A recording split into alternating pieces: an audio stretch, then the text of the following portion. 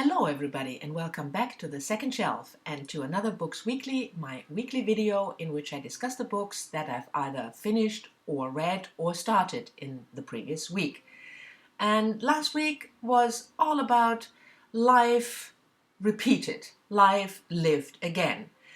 And the first book with that theme is The First 15 Lives of Harry August by Claire North. That's a book that I started the week before. The book is about Harry, who has to relive his life again and again, and he can remember his previous lives. He is not the only one who can do that. There's a group of people who has that ability or curse, however you want to call it, to relive your life. You can't change that much. You live a different life in a way, but you are not allowed to change that much in the world as a whole because that endangers the future. And that is the plot, because there's another man who also relives his life and he wants to change the future, and Harry has to do something about it. But this plot doesn't start until, I would say, 1/3 into the book. So we get a lot of repetition of Harry's life, which is quite nice, and there's anecdotes in it, and it's fun to read. But for a rather plot-centered or oriented reader like I am, I had the same problem with this book that I had with Becky Chambers' A Long Way to a Small Angry Planet. The writing is good, the anecdotes are funny and interesting, but I'm waiting for the plot to develop.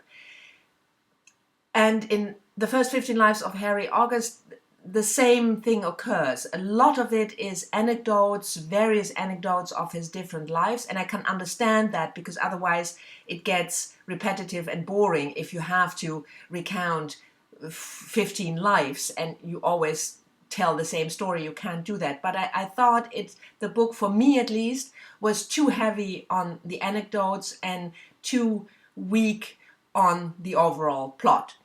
But still, it's an interesting theme. I like the writing. So if you are not as plot interested as I am, then you might enjoy the book much more than I did. I gave it 3.5 stars on Goodreads in the end. But as I said, the theme of reliving your life kept me thinking. And so I reread 2 books with a similar theme that I've read beginning of this year or last year. And the first one of those is Kate Atkinson, Life After Life. Now, this book has been widely discussed on BookTube, so I don't think it needs much introduction. Kate Atkinson is a writer, contemporary writer, who lives in Edinburgh. She writes literary fiction and also a crime series, started with Case History, about a cop called Jackson Brodie. In Life After Life, we have Ursula, who also relives her life. The difference with Claire North's novel is that Ursula does not remember her previous lives. She has déjà vu sort of experiences, and slowly with each life she sort of understands that she is reliving her life, and she has to change things, because in the first time she's born, she dies right at birth, and later on she dies in various ways, and with each life relived she kind of remembers the occurrence of the death, and she tries to prevent it, and also she tries to see a purpose in that reliving, and the purpose is to kill Hitler before he gains power in Germany. So this was a different take on the life relived, which I thought was interesting as well. And my second reread with Live, Die, Repeat was Jenny Erpenbeck, The End of Days. Now, Jenny Erpenbeck is one of my favorite contemporary German writers. I gushed about her in my video German Gems #2. I will leave a link to that video down below if you're interested in to hear more about Jenny Erpenbeck. And The End of Days is also a life not quite relive, because what Jenny Erpenbeck does is she continues a life. So there's a certain event happening and the unnamed female protagonist dies, and in an interlude she changes that event, meaning that in the next chapter the life is continued. So you get a life lived, first very, very short, and then longer and longer and longer, which is also, yeah, a different take on the same theme, but very interesting. And also interesting, I thought, that all three books were published within, I think, 2 or 3 years of each other. So Erpenbeck's book was in 2012, Life After Life, I think, is in 2013, and Claire North, 15 Lives of Harry August, in 2014. So maybe there was a theme going around, I thought.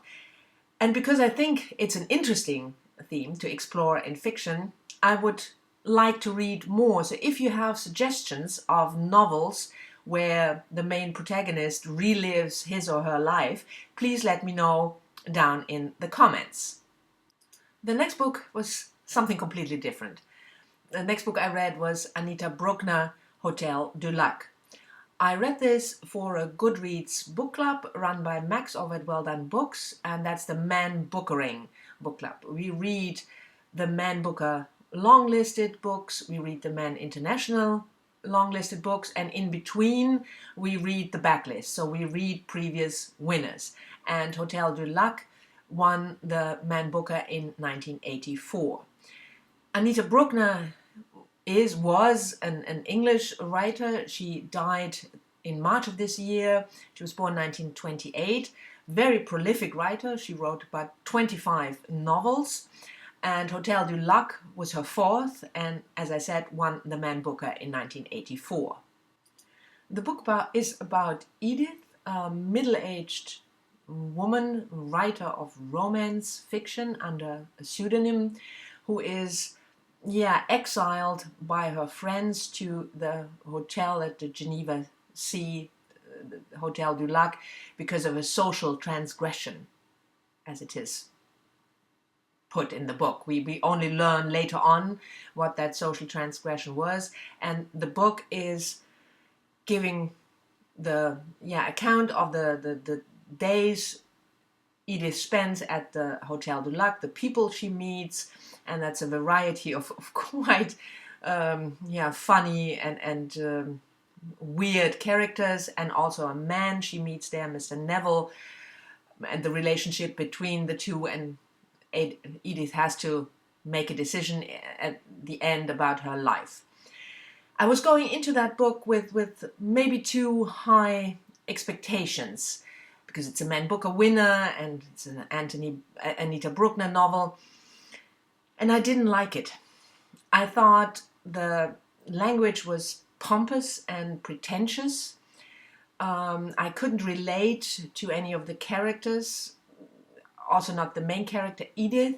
And one of the main problems I had, that the novel, as one of the other Man Booker book club members says, it reads like a Miss Marple mystery, very, very old-fashioned, and only, I think, more than halfway through I gathered that the book was not set in the 1980s, but most likely in the 1960s. But this is not made clear in the beginning, so I started sort of with wrong expectations, and I thought, this is so old-fashioned for the 1980s. How is this possible? And the story of Edith, her struggles, it just didn't interest me enough, and the language rubbed me the wrong way. Every other page you read the words Edith reflected. So I'm sorry, but this book was just not for me. But I'm interested to know people who love Anita Brookner and who read Hotel du Lac and like it. What did you like about it? And maybe you can explain to me your different view, because I think that might be interesting for me to read. And the last book is the book that I've started this week, 2 days ago, and that's a non-fiction book, Emer O'Toole, Girls Will Be Girls. I'm reading this for the Feminist Orchestra Book Club. I'll leave a link to the Goodreads group down below. The book is about gender as performance, and partly a memoir because it recounts Emer O'Toole's experiences as a young girl and a young woman trying to cross gender boundaries. Emer O'Toole is a young Irish writer and scholar, and Girls Will Be Girls is her first book. So I'm interested in the theme, gender as a performance, how you relate to your body in a from a feminist viewpoint. So I'm going in with interest. So far I'm not blown away, but I'm only about 100 pages in, so we'll see how that develops. So this was it for my Books Weekly. I hope you've enjoyed it. Thank you for watching, and leave comments as always if you want to, and I'll see you all next time. Bye bye.